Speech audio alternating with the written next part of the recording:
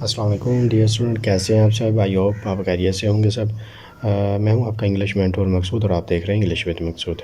अभी हम क्यूज़ की सीरीज़ स्टार्ट करने लगे हैं, जिसमें हम डिफरेंट क्यूज़ को डिस्कस करेंगे ताकि आप लोगों को कुछ थोड़ा बहुत आइडिया हो जाए।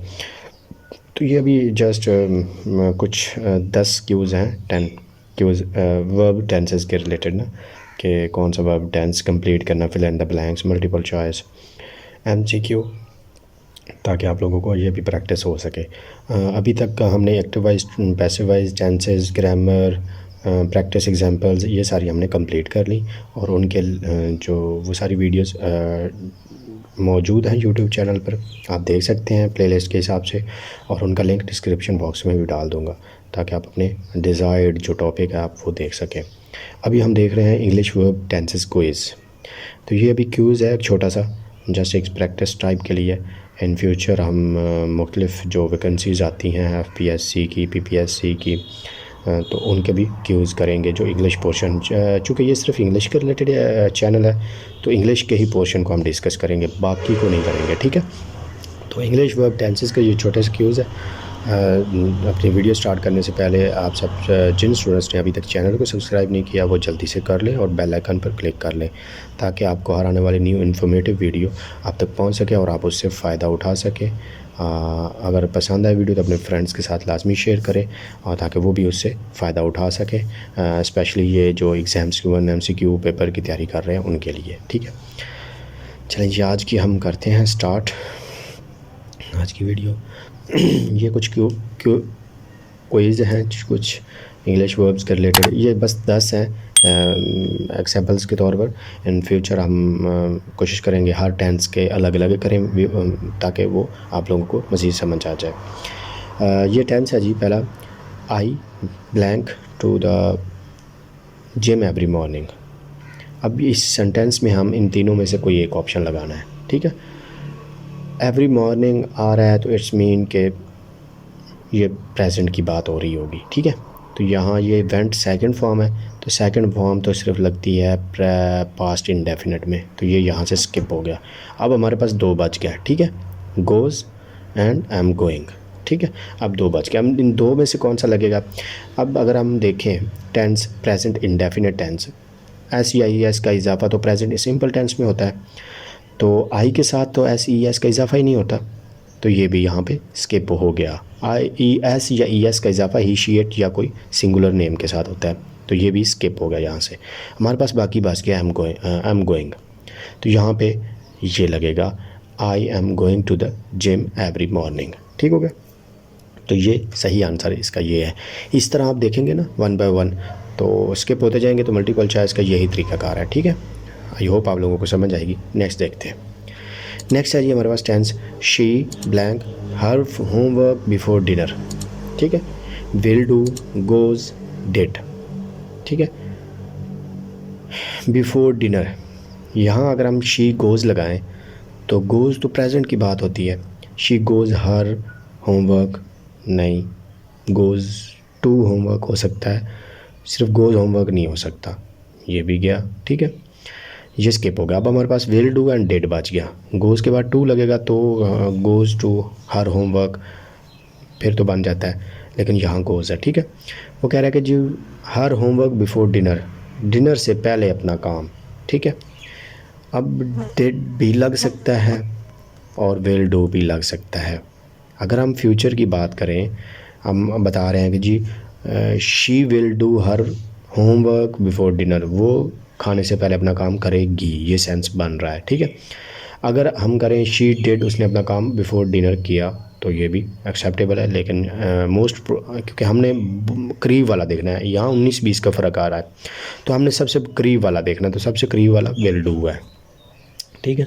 तो she will do homework before dinner, वो डिनर से पहले अपना काम करेगी, ठीक है। नेक्स्ट देखते हैं जी। They blank dinner when I arrived, इसका क्या है। दे ईटिंग तो आ नहीं सकता, इसके साथ लाजमी कोई ना कोई हेल्पिंग वर्ब होगा, तो ये नहीं आ सकता, ये तो हो गया कैंसल, ये तो यहाँ से स्किप हो गया, एक तो गया, बाकी दो बच गया। अब यहाँ ऐड भी लगा सकते हैं और वर ईटिंग भी लगा सकते हैं। तो व्हेन की बात हो रही है, टाइम की बात हो रही है कि जब मैं आया, वो खाने की बात हो रही है कि वो खा रहे थे या खाया उन्होंने जब मैं आया। तो यहाँ ऐट तो नहीं आ सकता, ठीक है। They ate dinner when I arrived, उन्होंने खाना खाया जब मैं पहुँचा, ऐसा नहीं। यहाँ क्योंकि एक काम हो रहा है तो दूसरा उसके साथ हो रहा है, तो मीन उसके साथ ये शर्त है व्हेन, ठीक है। ये दूसरा पार्ट है, ये कंडीशनल सेंटेंसेस हैं, ये भी हम करेंगे इन फ्यूचर, ठीक है। तो they were eating when I arrived, वो खाना खा रहे थे जब मैं आया, ठीक है। जब मैं आया शर्त ये है कि वो खाना खा रहे थे, ठीक है। तो ये वर ईटिंग आएगा यहाँ पे, ठीक है ना। हैड भी आ सकता है, 19-20 कर देंगे। मल्टीपल चॉइस में आपको 19-20 का फ़र्क है, मोस्ट प्रॉब्ली 90%, 80% इस तरह के इन आंसर्स आपको मिलते जुलते मिलेंगे, ठीक है। तो हमने मोस्ट अप्रोप्रिएट जो आंसर है ना, वो क्वेश्चन पेपर में भी यही लिखा होता है कि मोस्ट अप्रोप्रिएट आंसर, तो ये भी वही चीज़ है, मोस्ट अप्रोप्रिएट वर ईटिंग बनता है। दे वर ईटिंग, वो खाना खा रहे थे, डिनर कर रहे थे, व्हेन आई अराइव, जब मैं पहुंचा। तो ये सेंटेंस भी बनता है, ठीक है। तो ये नहीं हो सकता कि जब मैं आया तो उन्होंने खाना खाया, तो ये नहीं हो सकता, ठीक है। नेक्स्ट है व्हेन यू फोन्ड, जब तुमने फ़ोन किया, ही अ शावर, ही एम तो आ नहीं सकता ही के साथ, ठीक है ना। इसके साथ तो हमेशा है एज आता है, एज आता है, तो ये कैंसिल हो गया एक तो, ठीक है ना। इस तरह ही होते हैं दो जो होते हैं, एक अगर 4 होंगे तो 2 कैंसिल हो जाएंगे, 2 जो होंगे वो 90% तक मिलते हैं, 90-100%, ये फ़र्क होगा उनका, 9 to 10%, बस इतना ज़्यादा डिफरेंस नहीं होगा। 90% एक मिल रहा होगा, एक 100% अप्रोप्रिएट होगा, तो आपने 100% वाला लगाना है, ठीक है ना। तो he was having a shower, he had a shower, जब आपने फ़ोन किया तो वो नहा रहा था या शावर ले रहा था, तो ये मोस्ट अप्रोप्रिएट ये वाला था, ठीक है। क्योंकि फ़ोन आया तो आगे हैड नहीं लगा सकते, मोस्ट अप्रोप्रिएट नहीं है, लगा भी सकते हैं लेकिन मोस्ट अप्रोप्रिएट नहीं है। तो वो काम कर रहा था जब तुमने फ़ोन किया। नेक्स्ट देखते हैं जी, if you had arrived late, अगर तुम लेट पहुँचे, ये आ गया कंडीशनल सेंटेंस, थर्ड वन, 3 है ना कंडीशनल सेंटेंस, 1 2 3, ये थर्ड वन है। तुम जब पहुंच चुके होगे, अगर तुम लेट पहुंचोगे, आई एंग्री, मैं नाराज़ हो जाऊंगा, या तुम लेट पहुंचे होते तो मैं नाराज़ हो चुका होता, ठीक है। तुम लेट पहुंच चुके होते तो मैं नाराज़ हो चुका होता, अगर की बात हुई। तो ये आया हैड। अब जब इफ़ वाले में हैड आए तो दूसरे ऑप्शन में वुड लाजमी आता है, ठीक है। वुड हैव बीन, ठीक है ना, विल वुड, ठीक है। तो ये वुड हैव आएगा, ठीक है। वुड हैव, इसकी थर्ड फॉर्म हैड उधर है तो इधर वुड हैव आएगा, सही है। हैज़ बीन नहीं आएगा, विल हैव बीन नहीं आएगा, वुड हैव आएगा, ठीक है ना। ये इसका रूल है, ये इंशाल्लाह हम फ्यूचर में ये डिस्कस भी करेंगे। तो इसका ये रूल है कि वुड हैव आएगा, ठीक है ना। जब इफ़ वाला कंडीशनल सेंटेंस में हैड आए तो दूसरे सेंटेंस में वुड हैव आता है, ठीक है। विल हैव नहीं होता, would have been angry. Next देखते हैं जी, they blank the English course yet, English course अभी तक उन्होंने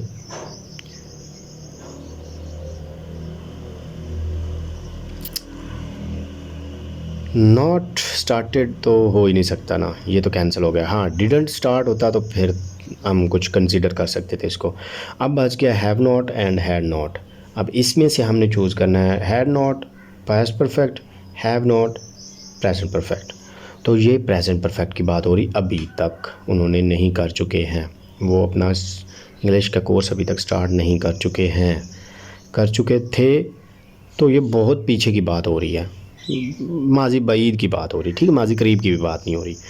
तो ये फिर भी थोड़ा बहुत करीब की बात हो, हाल की बात हो रही, तो येट आया तो ये आएगा, हैड नहीं आएगा, ठीक है ना। अगर येट ना होता तो फिर हैड हम लगा सकते, तो उन्होंने अपना कोर्स नहीं स्टार्ट किया, नहीं कर चुके थे, तो ये अभी तक की बात हो रही, तो अभी तक तो प्रेजेंट में आया ना, तो प्रेजेंट का सेंटेंस बनेगा ये। नेक्स्ट है जी, my family in France for a year when I was a baby, जब मैं एक बच्चा था तो मेरी फैमिली 5 साल तक फ्रांस में। अब लिव्स भी रहती नहीं हो सकता क्योंकि ये आई वाज, ये पास्ट की बात हो रही है, ठीक है। तो ये कैंसिल हो गया हमारा यहीं पे, ठीक है। अब जब वो कह रहा है कि मेरी फैमिली रही जब मैं बच्चा था, तो ये भी थोड़ा सा सेंस कम बनता है। हम दूसरा देखते हैं, हम वाज लिविंग लगाते हैं। My family was living in France for a year when I was baby, 5 साल तक रही।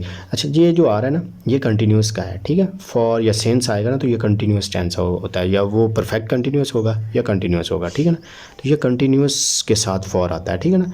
तो ये इंडेफिनेट के साथ नहीं आता, तो ये यहाँ पे कैंसिल हो गया ये भी, क्योंकि ये कुछ रूल्स फार्मूले हैं ना जिससे आप इजीली कर पाते हैं, ठीक है ना। तो ये क्वेश्चन बनाने का भी मकसद यही होता है कि आपको साथ साथ समझाएं, ताकि आपका ये क्वेश्चन और तरह का भी हो सकता है, ये सेम ये नहीं हो सकता। ये तो जस्ट एग्जांपल्स हैं, हम अपने तौर पे हमने बनाई हैं, तो ये नहीं हो सकता, ठीक है।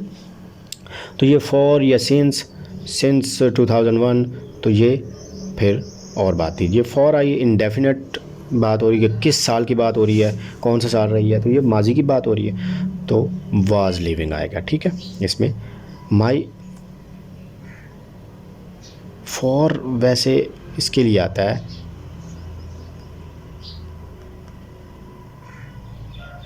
चलो इस तरह ही होगा फिर। तो ये हम लगा देते हैं, क्योंकि ये दोनों आते हैं, वैसे ये बनता वही है, ठीक है। तो ये वाज लिविंग नहीं हम लगाते यहाँ पे, चूँकि पास्ट की बात हो रही। चलें जी, हम 7 देखते हैं, ठीक है। 7 में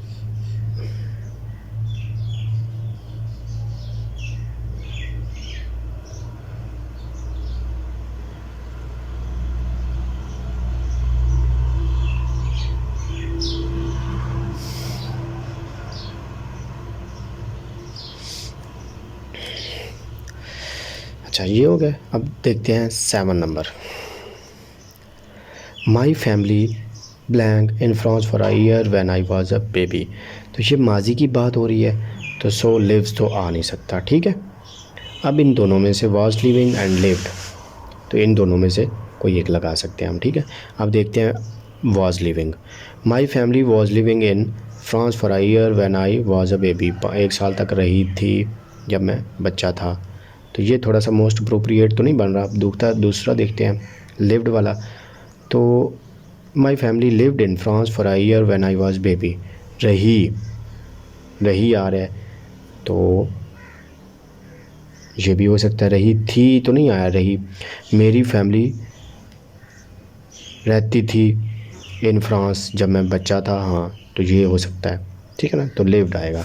माई family lived in France for a year, 1 साल तक रहती थी, when I was a baby. Jack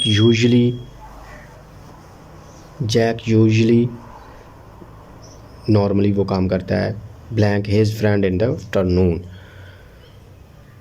अब इज़ वॉकिंग तो नहीं आएगा, वॉक नहीं आ सकता, ऐसा लगता है, ये तो ख़त्म हो गया, ठीक है।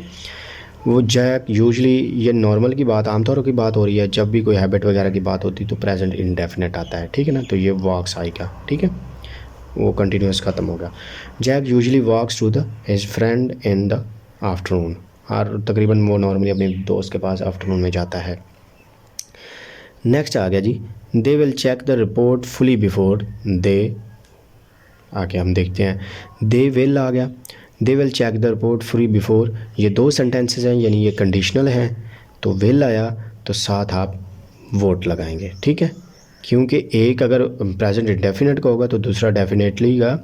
वो रिपोर्ट देखते हैं, वोट करने से पहले वो रिपोर्ट देखते हैं, बिफोर दे वोट। तो ये जब इस तरह 2 हों तो आप ये चीज़ कंपेयर करेंगे कि विल के साथ हमेशा एक सेंटेंस इंडेफिनेट प्रेजेंट इंडेफिनेट को होगा और एक फ्यूचर इंडेफिनेट को होगा। तो जो ये शर्त बिफोर, ये शर्त के बाद वाला होता है, ये before they vote they will, यहाँ कॉमा, ये हम आगे कंडीशनल सेंटेंस जब डिस्कस करेंगे तो डिटेल में बात करेंगे, ठीक है। तो यहाँ पे वोट आता है, ठीक है। नेक्स्ट है जी, while I was reading the door bell. आगे हम देखते हैं, कह रहा है कि जी जब मैं पढ़ रहा था, शर्त द डोर बेल, रंग तो हो नहीं सकता क्योंकि उसके लिए हेड चाहिए, ठीक है। तो ये यहाँ ख़त्म हो गया। तो शर्त की बात हो रही तो रैंक, रैंग आएगा यहाँ पे, क्योंकि यहाँ कंटिन्यूस आया पहले ही, तो ये दोबारा तो रिपीट कंटिन्यूस नहीं हो सकता, तो इसलिए ये शर्त की बात हो रही तो रैंग आएगा। वाइल आई वॉज रीडिंग, जब मैं पढ़ रहा था, साइमल्टेनियसली, उसी टाइम ही, उसी दौरान ही, द डोर बेल रैंग। तो डियर स्टूडेंट्स, ये थे 10 क्वेश्चन जस्ट फॉर एग्जांपल्स, ताकि आपको तरीक़ाकार पता चले कैसे सेंटेंस बनाते हैं। तो वीडियो को शेयर करना और लाइक करना ना भूलें, और अपने फ्रेंड्स के साथ लाजमी शेयर करें ताकि वो भी इससे इन वीडियो से फ़ायदा उठा सकें।